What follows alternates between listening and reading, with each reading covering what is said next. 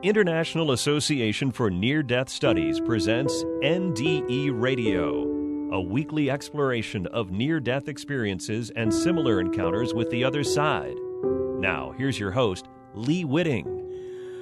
Welcome to NDE Radio. I'm your host, Lee Witting. As IANDS member listeners know, one benefit of IANDS membership is this monthly report of a near-death experience, which gets emailed to the members. Listeners also know I dive into these reports from time to time to give you a taste of the kinds of stories that are submitted by experiencers to IANDS, and also to encourage any of you NDEers who have not written about your own experience that you really should write down and submit these important memories to IANDS for both preservation and research. The following is a recent monthly story from the archives of IANDS from a woman who contracted COVID-19 but was reassured during an NDE. In her account, the woman tells of her infection with COVID-19 and being hospitalized. One night, she leaves her body and is guided to meet deceased relatives who give her messages. She meets Mother Mary and Source, is reminded that she is a light worker, and is told she will recover from COVID. Then she finds herself returning to her body, and she sees her deceased pets waiting for her to come back. For 5 to 6 weeks after returning, she feels disconnected from reality before returning completely. She shares her struggles to deal with her intuitive abilities, especially before this NDE, but now feels she has a higher vibration and greater gratitude. She concludes, "Life is adventure, truly meant to be lived." The experiencer writes, "I've always been a spiritual person and very intuitive, with some stages of my life being more in touch with it than others. When my mother passed, I found myself very angry and turned away from God, not being able to understand how God could let that happen to such an amazingly wonderful and good person. I basically blocked my intuitive side and was very down on life in general. Just before my mother passed, I moved to Alabama to take a better job and place my family in an area where we could hopefully leave behind some very bad memories associated with what happened to my daughter. It was during my time in Alabama I returned to my faith in God and also found my connection with angels. Not too surprising, considering they do call it the Bible Belt. It was a series of events that happened, some very small steps and some in very big steps, that helped me stop being so negative. My intuitive side became much stronger, and I stopped being so afraid of it. After 4 years of living in Alabama, my father passed away. I knew in my heart he was good where he was. I continued working on my spiritual side and paying attention to the messages I received. I remember flying back from Florida in early November 2020, having a strange feeling that I was going to get COVID-19 and it would be very bad, but I would be okay. Several times over the next few weeks, I felt and received the same message. Each time I sent it away, trying not to be fearful or focus on it. I enjoyed Thanksgiving with my family, one of the best we'd had in a long time because all my children were together, the first time in 8 years. It was really a gift. A few days later, my husband started experiencing flu-like symptoms. Several days later, my daughter-in-law and I also started experiencing similar symptoms. My daughter-in-law and I went to the local urgent care with flu-like symptoms on December 3rd, 2020, and were tested for COVID-19. They told us to watch my oxygen levels, get some vitamin C, vitamin D3, and take cold medicine as needed. My husband at that time tested positive for COVID-19. As my symptoms got worse, I returned to the same urgent care on December 5th, 2020, and was seen by the nurse and then the doctor. My husband had called ahead to let them know we were coming and let them know my oxygen levels were dropping off and on into the 80s. I was having difficulty walking and breathing. After one look at me, the doctor told me I needed to go straight to the emergency room. He looked at my husband, gave him some paperwork, and said, "Take her there now." I felt like I wasn't that bad and really did not want to go, but my husband insisted. Begrudgingly, we followed the doctor's directions, and I let my husband drive me to the hospital. My husband was not allowed to come into the hospital. They made him drop me off at the entrance designated for COVID patients. There they put me in a wheelchair, took my paperwork, and wheeled me into the waiting area. In the short time it took to get me from the urgent care to the point they called my name in the emergency room to get my vitals, I could barely walk. Alone, weak, and very scared, I realized I might really be in serious trouble. When the nurse saw I was having trouble just trying to walk to her, she came over and wheeled me to a back room. There she took my vitals and blood from both arms. I felt like crying because I had never felt so weak and vulnerable. She took me next to see the emergency room doctor. He was very serious when he looked at me and then asked me a few questions and said they were admitting me right away. They next took me to x-ray my lungs and then wheeled me to the hospital room. They hooked me up to several machines, started the COVID treatment, gave me oxygen, and started an IV. It was not until 5 days later that I realized I was in the ICU. The nurses were very kind and checked on me often to see if I needed anything and asked how I was feeling. One nurse explained that both my lungs were infected with COVID, and if there was any way possible that I could lay on my stomach, it would help my lungs heal. I explained I had not been able to lay on my stomach since I was a young girl because of my back, but I usually laid on my side. She said that it would be okay as long as I did not lay on my back at all. At one point during the conversation, I glanced over at the screen that showed the x-ray of my lungs and could see what looked like white cotton balls all throughout both of my lungs. I told her I would try. My oxygen level continued to drop that day and into the next day. They continued to raise the oxygen input on the machine up until it was at its maximum amount. The next step would be to intubate me, which I was trying my hardest to avoid. My pulse rate also began to drop. Within the first 48 hours of being there, my condition went from bad to very bad. I became very weak, unable to eat anything, and the coughing became more severe. Again, the nurse came in and sat with me, explaining that if I could lay on my stomach, it would make a big difference. I finally figured out a way to put my feet over the side of the bed and lean forward over my food tray table and stretch forward with my arms out in front of me for 5 minutes at a time so that the pressure was taken off my lungs from the backside. I basically lost track of time the first few days, and I'm not sure if it was the second or third night I was in the ICU when I was at my weakest point. The alarms kept going off because my pulse rate kept dropping into the 40s, which kept me from sleeping much. I remember sitting partially up, sort of turned slightly toward my left side. I felt something and saw a bright light to my right side. It was warm and soothing. I remember thinking or saying to myself, "No, I'm too tired," not wanting to acknowledge it or wanting to believe it was real. Then the glow caught my attention again. My eyes were closed, but the light to my right was so bright, so I slightly turned toward it. I could see long, flowing, golden orange hair, no face, but a bright white figure right next to me. I realized and felt it was an angel. I felt safe, calm, and totally focused on the moment where we were going, without moving or speaking, but knowing I was content and happy to go with her. The next thing I saw, with my angel at my side, was sort of a dark room with what looked like a large swimming pool, dark on the left side. It was in a dimly lit indoor pool with a cement walkway to the right and a wall that seemed to curve around it.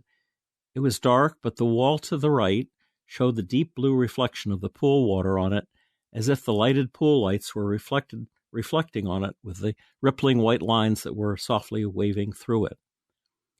I was so focused on the wall to the right, I did not notice anything above us, or even if there were boundaries of the pool to the left.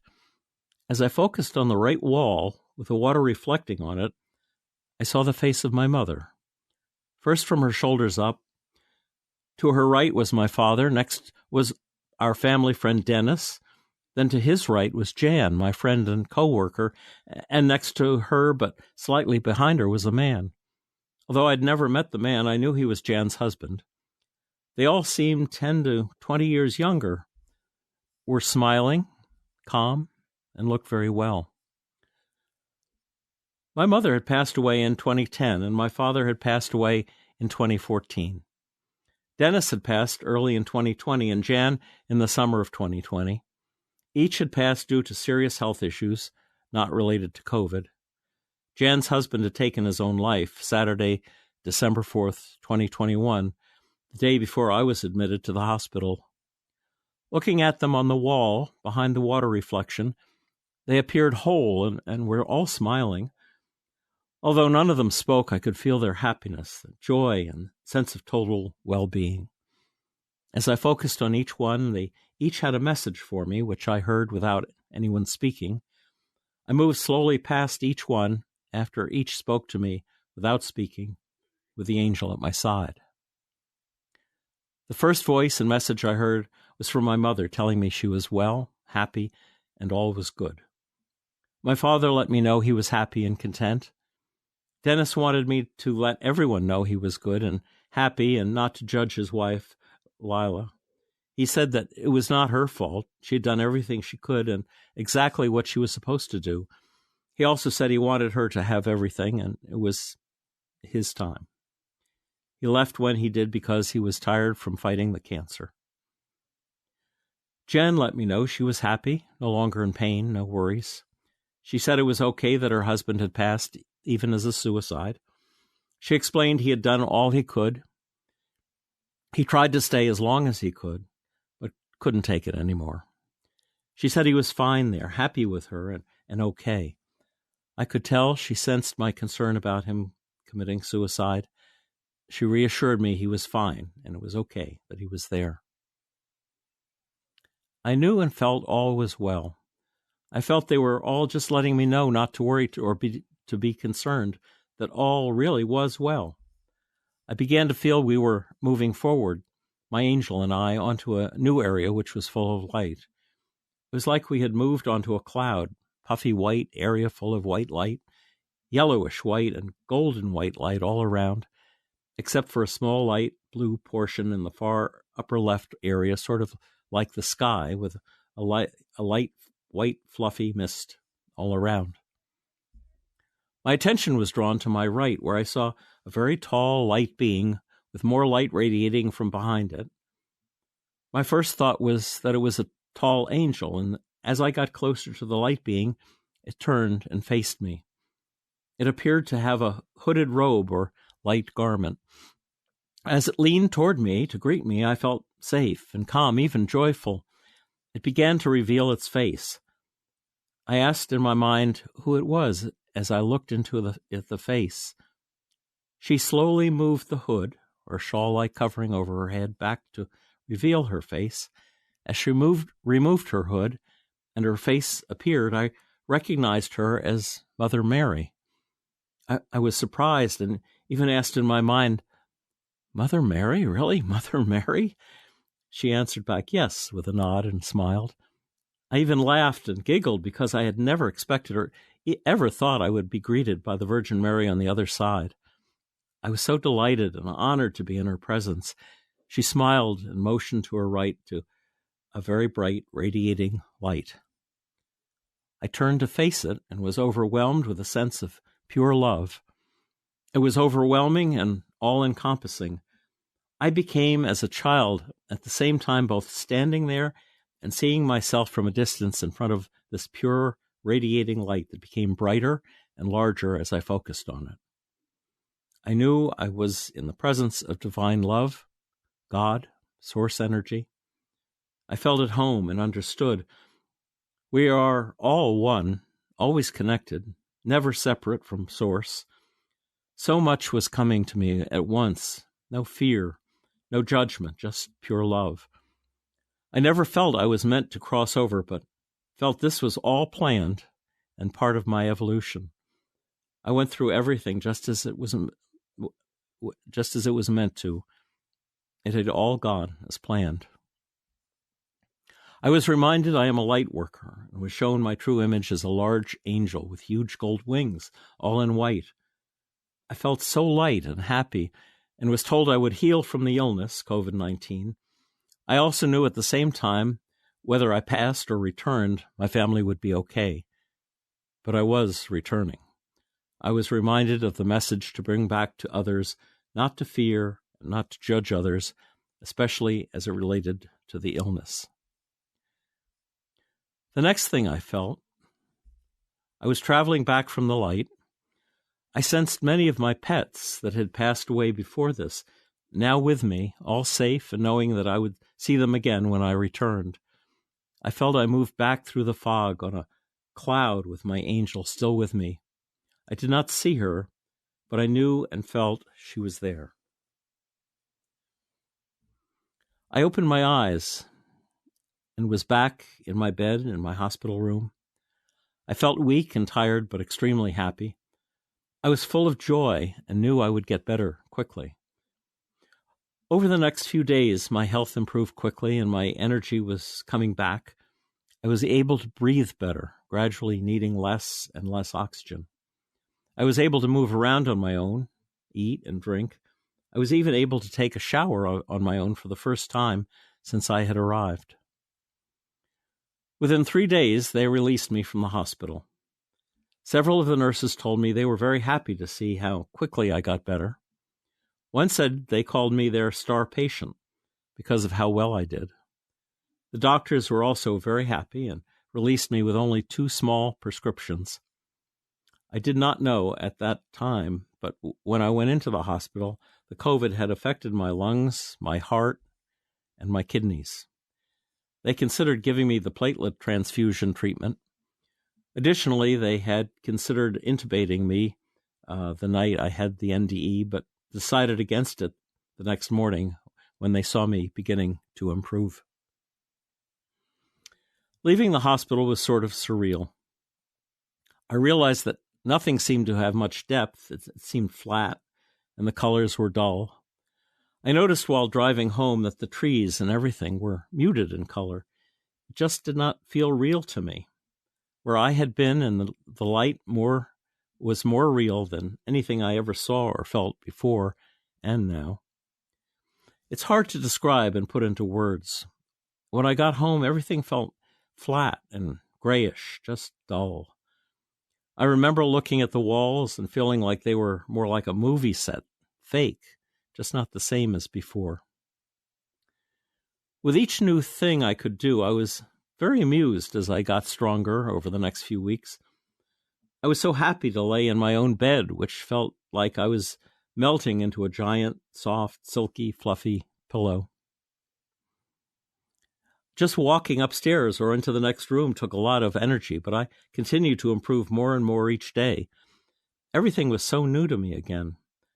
I remember sitting on the couch and feeling the blood running through my veins and in my legs and feeling my body from the inside out. It just felt heavy, but got easier with each day.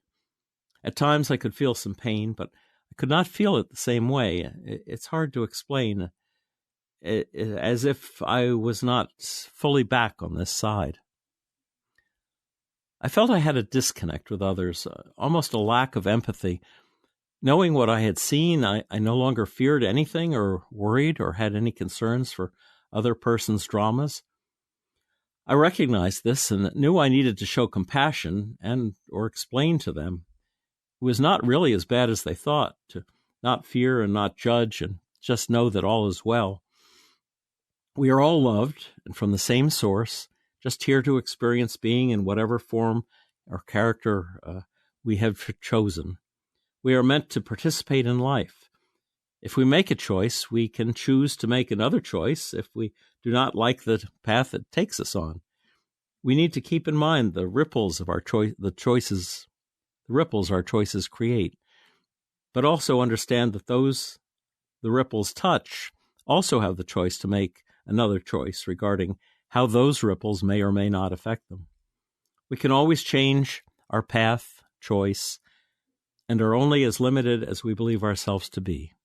We are unlimited and can manifest whatever we want or need because we are always connected to Source, never separate, always loved unconditionally. I remember sitting on the couch and looking at my hands and thinking how fun and sort of amazing they were. The first time I drove again, I was really happy, feeling amused and amazed. I was actually driving, almost like the first time I took my first solo drive as a teenager. In the store, I could see people's faces partially covered by a mask.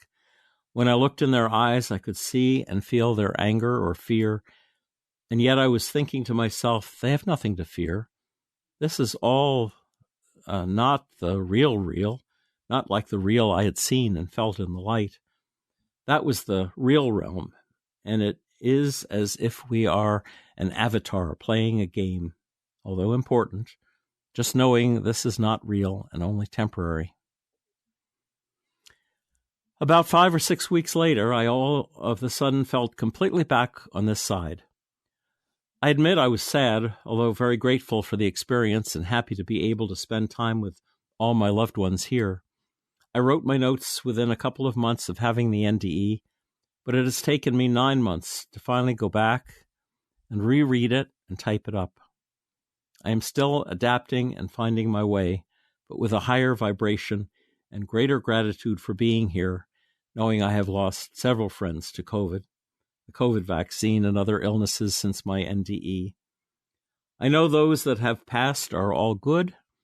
It is just hard on those that are left here to continue without them. We are never separated truly, and I still sense and hear from those that passed from time to time. I'm also very in touch with my angels and can sense, that is, glimpse angels around others when I focus.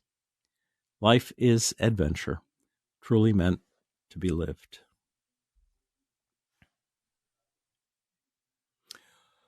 Well, my thanks to IANDS for this monthly Experiencer report. And I would encourage those who are listening, if you have had a near-death experience or other spiritually transformative event in your life, to think about writing it down. And if you'd like to, submit it to IANDS, because IANDS will make good use of it, both in enlightening their membership and also perhaps through this program. So I would encourage you all to pay attention to those things that are even mildly unexplainable to your rational mind. Think about what it is that just happened to you. How does it relate to your soul and your way of thinking and your situation? And it will take you deeper. It's a form of meditation to be consciously focused on the now, but it's a very powerful tool for those who make use of it. If listeners would like to hear this show again, or any of our more than 400 archived NDE interviews, go to TalkZone's NDE Radio site and hit the Past Shows button, or you can subscribe to our YouTube channel. It's called NDE Radio with Lee Witting, where you can listen and comment on the complete NDE Radio library. And be sure to like, follow, and share our NDE Radio Facebook page, and discover our Facebook group and links to our YouTube channel while you're there. Just search NDE Radio with Lee Witting on your Facebook app. And, if you will, join us again next Monday, 11 a.m. Eastern, at TalkZone for more NDE Radio. I'm your host, Lee Witting, saying thanks for listening.